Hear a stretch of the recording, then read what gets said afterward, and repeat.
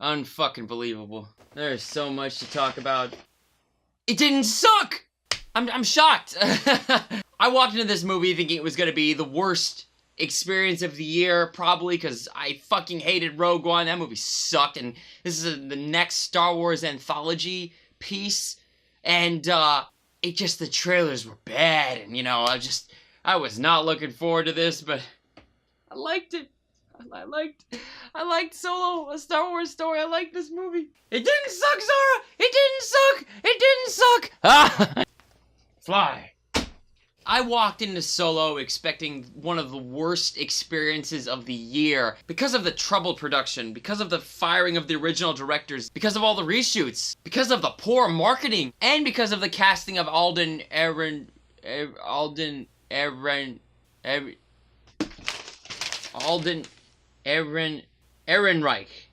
Yeah. I thought he was gonna suck. Everything just seemed wrong about this movie. Were there books? I have these? Like, what the fuck? Heir to the Empire. I should read these. You see, generally, when you hear about things like reshoots and directors being replaced deep into production, these are not good things. You know what's incredible here is that the original two directors of this movie were Phil Lord and Chris Miller. You know, the guys who made the 21 and 22 Jump Street movies. Hilarious films, so I was really excited when they were first announced to be making a Han Solo movie, because, I was like, okay, it's gonna be a pure fucking comedy. And then they got fired deep into filming this movie, like, really far. I don't know the exact amount that they had filmed, but I think they were more than halfway done filming the movie when Disney decided to fire them, like, for creative differences or whatever. So, I don't know the exact reason, but if I had to guess, it's that their comedic, goofy tone was too much for Disney to handle. Then they got replaced by Ron Howard, Ron Howard. He's made great movies before a long time ago. He ain't great no more, but back in the day, like, he made Apollo 13 and A Beautiful Mind is fucking amazing, so he's been a great director back then, but lately he's made that race movie that nobody fucking saw, and then that Sea movie that nobody fucking saw, so I don't know what to tell you. Like, I didn't hear very good things about those films. I didn't see them, but you know what? It's kind of a miracle that this movie didn't end up being a 0 out of 10 just based on what I've told you already. And that marketing was not kind to this film at all. At all. It showcased Alden Ehrenreich, Alden? It showcased Alden as a Han Solo, and he did not look good at all. I thought he looked and sounded all wrong in the trailers, and his delivery was somewhere between deadpan and excitement. Thought we were in trouble there for a second, but it's fine. We're fine. Oh! Ah! The fuck? It severely worried me. And also, I couldn't unsee Alden in that brief role he had in Hail Caesar, and he was hilarious in that movie. Would that it were so simple. Would that it were so simple. My dear boy, why do you say that? Why do you say twere? Well, you should say it like I said it. Yes. Would that it were so simple. Would that it were so simple. Would that it were so simple. Would that it were so simple. Watch my mouth. Would that it were so simple. Would that it were so simple. Keep your head still. Would that it were so simple. Would that it were so simple. Would that it were so simple. I'm trying to say that, Mr. Lawrence. Lawrence, I thought a minute ago it was Lawrence. No, we can use Christian names, my good dear boy. Lawrence is fine, just as I call you Hobie. Okay. So, would that it were so simple. Would that it were so simple. No way could I buy him as a classic Star Wars character, especially Han Solo of all people. The really strange thing here is once the movie got going, he kind of grew on me, and I kind of like him. By the end, I was just like, yeah, he's Han Solo. He's pretty good. I don't know what happened. From what I am to understand, the Rogue One fanboys are not liking this movie. Jeremy Jahns called Solo boring, and he fanboyed over Rogue One. He had it in his top 10 of that year. Oh yeah, Jahns, I bet you loved how much time the movie spent with Saw Gerrera. Save the dream! What dream? But yeah, I like this movie, so let's talk about it. I really liked the opening shots of this movie. It was like Han jump-starting this little cruiser thingy and stealing it to run away from these guys, and it just like, it was like this really cool, fast-paced way to start. And I thought it made sense to start a Han Solo movie with a chase scene, you know, with Han being the one that is chased. There's an extremely brief moment when he is signing up and the name Solo is given to him by the enlisting guard. I didn't know he was just Han before and Solo wasn't his name until now. So when he tells the guard, he's like, my name's Han, and then he doesn't have any other name, no allegiance, no family. So the guard thinks a second and he goes, Solo, you know, because he's alone, so he's just like, Han Solo. I didn't need some amazing, epic explanation for the name Han Solo. I don't know, it was silly, but it kind of worked for me. Going in, I didn't even know that he wasn't called Han Solo. Like, I didn't even know Han was just his name. Why is this bothering people? Also, am I to understand that the same people having a problem with this scene are the ones who fanboyed over Rogue One? Yeah, it's not like that movie had any bad puns in it.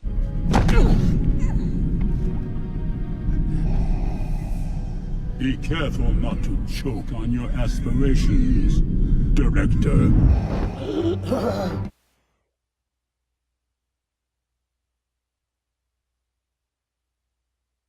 Oh!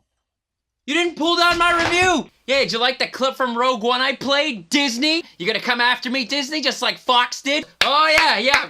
Great job policing the internet for my movie reviews. It's my 29 subscribers, not-for-profit movie review channel. Even though entire sequences of your films are already online, y'all could suck my fucking dick. Yeah, the opening shots of this movie are really good. It just sort of hits the ground running. It's just like these really fast, these cuts, because it's Han stealing this racer as he's being chased. He's on the run from stealing coaxium, which is the hyperfuel so very valued in this world. Alden isn't on screen for very long before he runs into Emilia Clarke's Kira. And we learn they have an already established romantic relationship and they're trying to escape this world of Corellia together. Whether or not the movie's decision to pick up here rather than a much younger Han Solo and seeing his upbringing and meeting Kira will bother you is entirely dependent on what you like to see in these kind of movies. But it was just fine with me. I like movies that hit the ground running, especially in spin-off prequels that we didn't necessarily need. So Han and Kira escape the criminal gang underground together,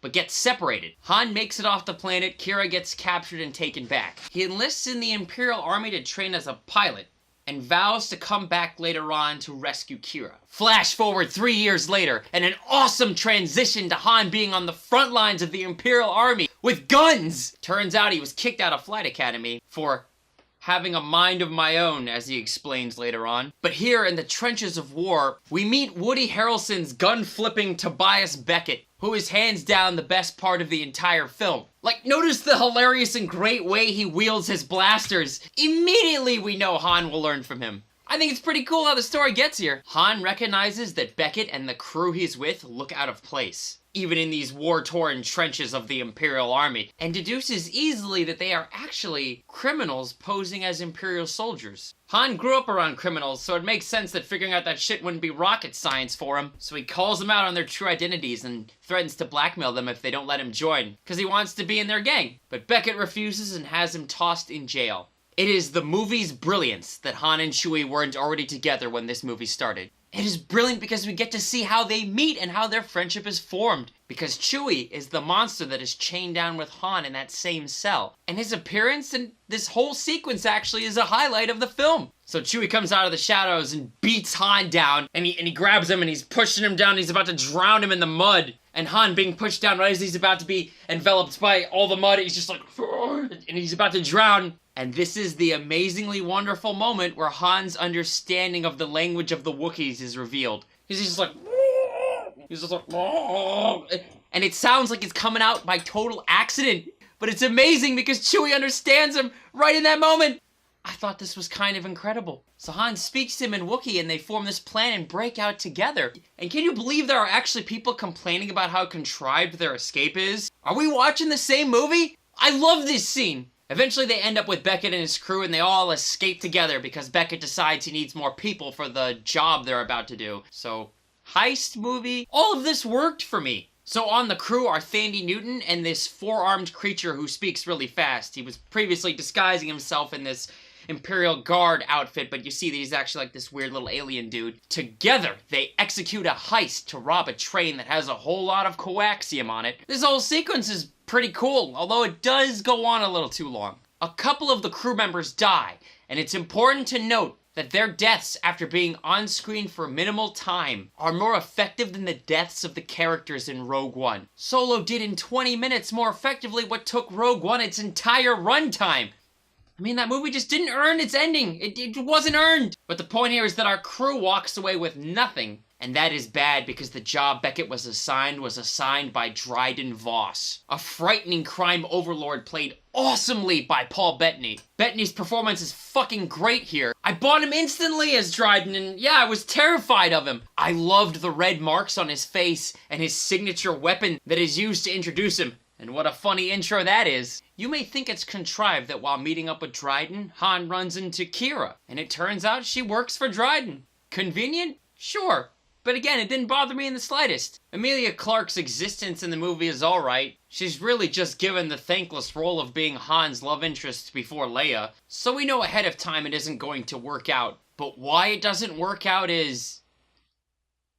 well, it's bizarre. But let's continue with the story. Dryden is terrifying. He wants that coaxium. Han and Beckett and Chewie must come up with a plan to steal more before he kills them all in that room. I think this scene is a lot of fun, how they all have to come up with, on the spot, a made-up plan to steal coaxium, which they don't even know where it is. Their plan is to steal coaxium from Kessel. Sound familiar? But they need a ship! And guess who has one? I think we all knew Kira was gonna take us to a young Lando, who of course has the Millennium Falcon. Donald Glover is good in this role. The first line he has sounds exactly like Billy D. Williams. But he wasn't, like, amazing. I just think he was solid. Solid as a young Lando Calrissian. You know, it was just solid. Glover, I like Donald Glover. He was good. Han and Lando engage in this ludicrous card game, the rules of which I still don't understand. We also meet Lando's droid L3, who has one of the strangest roles in Star Wars I have ever seen. Her relationship with Lando is beyond weird. And maybe even a sexual one the movie hints at? It works, she tells Kira, who can't believe what she's hearing. I don't know, that same line was used in Infinity War between Scarlet Witch and Vision, and that was romantic and sweet. Here it's a bit off-setting. Is it strange that my mind wandered to Donald Glover having sex with a talking robot?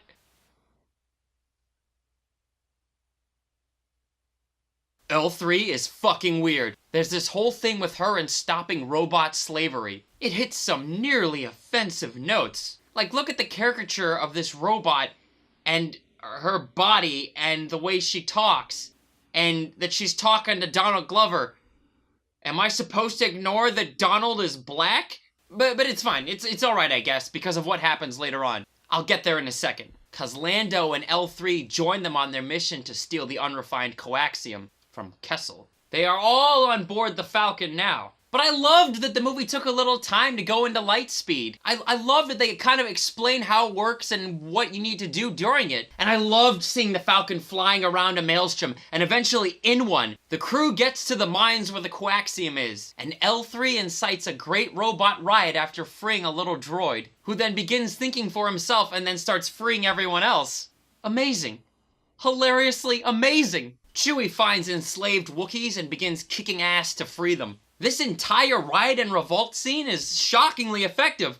Like I felt things. I felt things watching a Solo movie. The action in this film is filmed well and it works wonderfully. The fate of L3 causes her to become a part of the Falcon, and it's what allows Han his chance to pilot the iconic ship at last. Their flight from the mines with the coaxium is great. They are forced to fly through the dangerous maelstrom, and I felt the scale of how tiny the Falcon was in all this. The shots are just right, and their escape is cool. The movie has a lot of fun with this sequence. And how great is it that Han tells a random guy refueling their ship when they land, I made the Kessel run in under 12 parsecs. And the guy just walks away from him.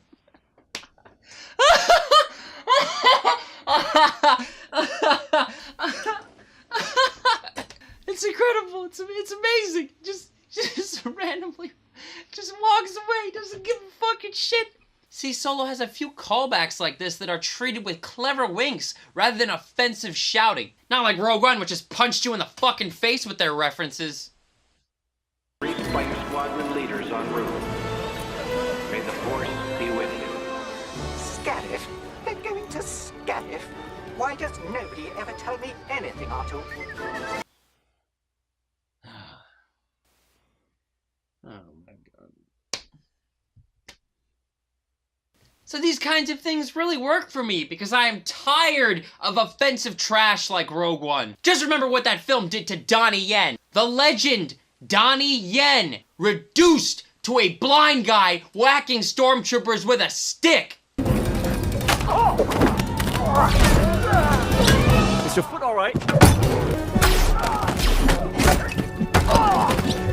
Yeah, let me run at the blind guy when I have a gun! You almost shot me. You're welcome. When it comes to anthology spin-offs in this universe, Rogue One is bad, and Solo is alright. I will take Solo any day of the week over Rogue One. You hear me, Disney? Any day of the fucking week. The degree to which you enjoy these side story spin-off movies will depend on how you process films. Does objectively bad storytelling and filmmaking bother you? No? Then you'll like Rogue One. You'll like a lot of bad movies too, and I envy you. I wish I could be so forgiving. I really do, guys. I really do. But I just can't. I saw Rogue One just one time, and one time was too many.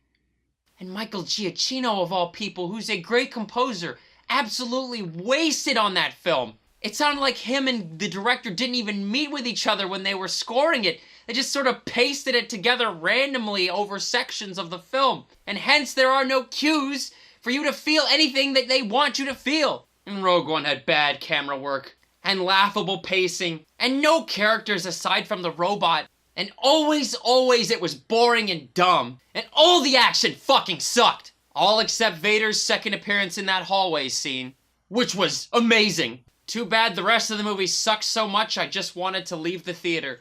Take a note here how I cried my eyes out at Infinity War's conclusion, but walked out with a bad taste in my mouth when Rogue One ended. I should have been crying, but I just wanted it to be over. Because that movie had an ending it did not deserve, and it was not earned in the slightest. And people still praise it just because it had Star Wars in the title. I hated that movie even with my buried expectations. It really says something that I walked into Solo with similar thoughts, and it ended up winning me over. Is Solo a great movie?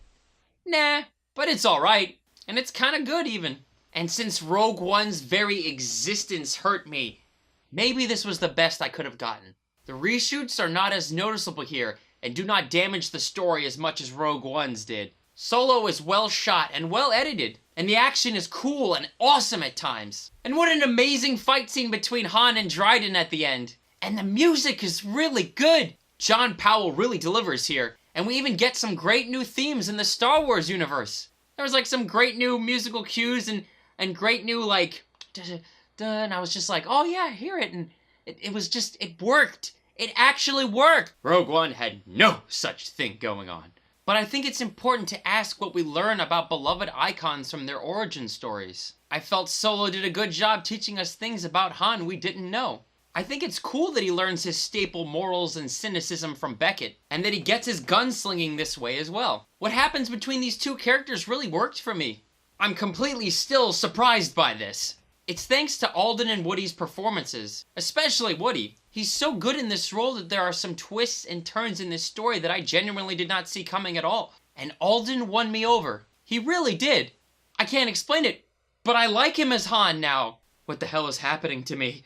Solo is a movie I wouldn't mind seeing twice, but I'd sooner walk into oncoming traffic than see Rogue One again. That film is indefensible, and listen to anyone that tries. Their arguments will always boil down to, because it's Star Wars, which I'm afraid is not good enough. I think since we are destined to have an infinite number of Star Wars movies being made, I don't mind Solo's existence as canon. Sure, it plays it safe and doesn't really take any risks, but it has a decent head on its shoulders, and I'll take it over harmful bleakness like Rogue One.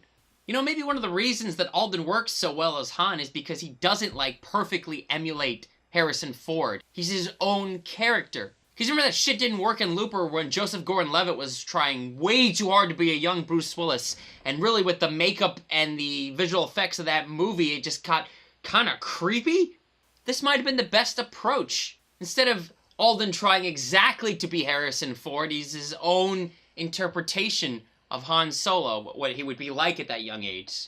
I don't know, it worked for me. I love that line he has early on where he points out to the Imperial Guard that we're the hostiles. We're the bad guys in the infantry. As they're invading someone's territory, he's like, we're the hostiles. We're the bad guys. Just says that to his commanding officer. It's hilarious. So Rogue One or Solo, a Star Wars story? Well, which do you prefer? Safe and inoffensive or offensive? I am the Force and the Force is me. I am the Force and the Force is me. I am the Force. Shut the fuck up. No. No. I'm one with the Force. No. With me. No. I'm one with the Force. No. The Force No. with me. No. Yeah, I'm just glad they didn't fucking ruin the Force or some shit. I mean, I don't think there was like no Force in this movie. No lightsabers either until the very end, I won't spoil, by a character who shows up that we previously thought was dead. Somebody explain this to me, I don't understand. Why is this person alive? Are they making a sequel to a Han Solo movie? What's going on? What is that ending?